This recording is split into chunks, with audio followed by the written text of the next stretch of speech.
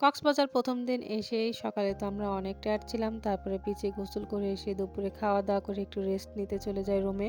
তারপর বাচ্চাদেরকে রুমে রেখেই আমি আর আপনাদের ভাইয়া বিকেলবেলা চলে আসি এই মার্কেটটাতে। এই মার্কেটটা ছিল আমাদের হোটেলের একদম পাশে। তো আমরা হচ্ছে এদিকে একটু ঘোরাঘুরি করতেছিলাম। আর আমাদের সাথে যে আমাদের ভাই আসছিল, উনার ছেলেটা অনেক অসুস্থ ছিল। হঠাৎ করে গায়ে জ্বর চলে আসে। তো ওইজন্য ওরাও আসতে পারেনি। আর আমি আর আপনার ভাইয়া একটু ঘোরাঘুরি করে আবার সন্ধ্যার দিকে রুমে চলে আসলাম। এসে একটু নিজেরাই রুমে চা খেলাম। চা খেয়ে সন্ধ্যার পরে আমরা একটু আবার বের হয়ে পড়লাম। কারণ সময় খুবই কম আর কক্সবাজার আসলে সবসময় একটু ঘোরাঘুরির উপরেই থাকতে হয়। আর দেখলাম বাবুটার একটু গায়ে জ্বর কমছে। এজন্য আমরা সবাই মিলে আবার বের হয়ে পড়লাম ঘোরার জন্য। আর এই তো আমরা লিফটের জন্য দাঁড়িয়েছিলাম। আর এই কুট্টুস বুড়িটাকে কোনো মতো মানে ধরাই যায় না। একদম কাছেই আসে না। এতবার করে কোলে নিতে যাই তাও আসে না। এবার একটা ছবিও তুলতে দেয় নাই। মানে একটু হাঁটা শিখছে, দৌড়ানো শিখছে। শুধু ছোটাছুটি করে। তারপরে এখান থেকে সবাই মিলে আমরা চলে যাচ্ছিলাম সন্ধ্যার একটু হালকা পাতলা নাস্তা করার জন্য। বাচ্চাদেরও খিদে লেগে গেছে। তো আমরা একটু হাঁটতে যাচ্ছিলাম। কোথায় যাবো, কোথায় খাবো এটাই চিন্তা করতেছিলাম।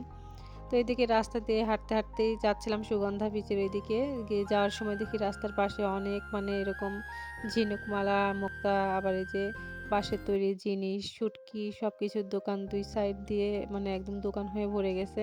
তো এগুলা দেখতেই আমরা একদম KFC-র সামনে চলে যাই। ওখানে গিয়ে দেখলাম আমাদের সামনে KFC। পরে বাচ্চারা তো ওরা তো চিকেন ফ্রাই খাওয়ার জন্য অনেক বায়না করে। আমার বাচ্চা তো বার্গার খাইতে চাচ্ছিল। তো পরে এখানে আমরা হচ্ছে KFC-তে ঢুকে পড়ি। আর KFC-তে গিয়ে আমরা সেদিনকে দেখলাম সেদিন যেহেতু ২৫ তারিখ ছিল বড়দিন। তো এখানে হচ্ছে ওরা একটু সাজাইছিল দেখলাম। তো ভালো লাগতেছিল। আমরা গিয়ে বসলাম। তারপরে হচ্ছে সান্টা ক্লজ আসলো। মানে জীবনের এই ১ম দেখলাম সান্টা ক্লজ। ওরা তো হচ্ছে দাঁড়াইছিল সান্টা বাচ্চাদেরকে একটু হচ্ছে আনন্দ দেওয়ার জন্য। বাচ্চারা ওনাকে দেখে সবাই যাচ্ছিল হাত মেলাতে, একটু ওর সাথে ছবি উঠতে। তারপরে সান্টাও বাইরে ডেকোরেশন করা, ওখানে গিয়ে বাচ্চাদের সাথে ছবি তুলছে। তারপরে ওদের যেসব অনেক বাচ্চারা গেছে তাদেরকে হচ্ছে গিফট দিছিল। আমাদের পিচ্চিরা গেছিল ওদেরকে চকলেট দিছে। আমরা যেহেতু খাওয়ার জন্য খাবার এখনো আসছিল না, অর্ডার দিছিলাম, ওখানে ওয়েট করতেছিলাম। আর এই তো আমাদের একটা প্যাকেজ নেওয়া হয়েছিল, এখান থেকে খাবার চলে আসে। তো এখানে বাচ্চারা তো খাবার খাইছে, আমরা টুকটাক খাইছি। তারপরে চলে গেছিলাম একদম সুগন্ধা বিচে। ওখানে আমাদের মূলত ইচ্ছা ছিল যে ওখানকার বিখ্যাত যে রাজা চা, ওই চাটা খাওয়ার জন্য। আর গতবার এই রাজা চার এখানে হচ্ছে চালের আটার রুটি আর হাঁসের মাংস খেয়েছিলাম। এত মজা ছিল। তো মনে করছিলাম ওখানে গিয়ে আমরা রাতের ডিনারটা একদম করে আসবো। কিন্তু দুর্ভাগ্যবশত গিয়ে দেখি রাজা চার ওখানে আসলে এত ভিড় হয় যার জন্য ওরা হচ্ছে চালের আটার রুটি আর হাঁসের মাংসর যেটা ছিল ওইটা বাদ দিয়ে দিয়েছে। পরে আমরা মালাই চা অর্ডার করেছিলাম আর উনি আমাদের জন্য মালাই চাটা বানাচ্ছিল। এখানকার চাটা মোটামুটি আছে, খুব যে আহামরি স্বাদ তা না। ওনাদের কিন্তু বাণিজ্য মেলাতেও স্টল দেয়। এর আগে বাণিজ্য মেলাতে গিয়ে ওনাদের চাটা খেয়েছি। তো এই তো আমাদের চা চলে আসলো। পরে আমরা এখান থেকে চাটা খেলাম। আর এই রাজা চায়ের পাশেই দেখলাম নতুন একটা অর্নামেন্টসের দোকান ছিল। তো এখানে গিয়ে আমি একটু ঘুরে দেখতেছিলাম। মানে প্রতিটা জিনিস আসলে দেখতে অনেক ভালো। এখানে রিয়েল পার্লেরও অনেক জিনিস ছিল কিন্তু প্রাইস অনেক বেশি। তো এখান থেকে ঘোরাঘুরি করে আমি চলে আসছি। পরে দেখি যে রাজা সাহেব চলে আসছে। তো ওনাকেই বলতেছিলাম। ওনার সাথে গতবারও আসছিলাম, কথা হয়েছিল। বাচ্চাদের সাথে একটু ছবি তুললাম। উনিও বাচ্চাদের সাথে ছবি তুলতেছিল, সবার সাথে কথা বলতেছিল।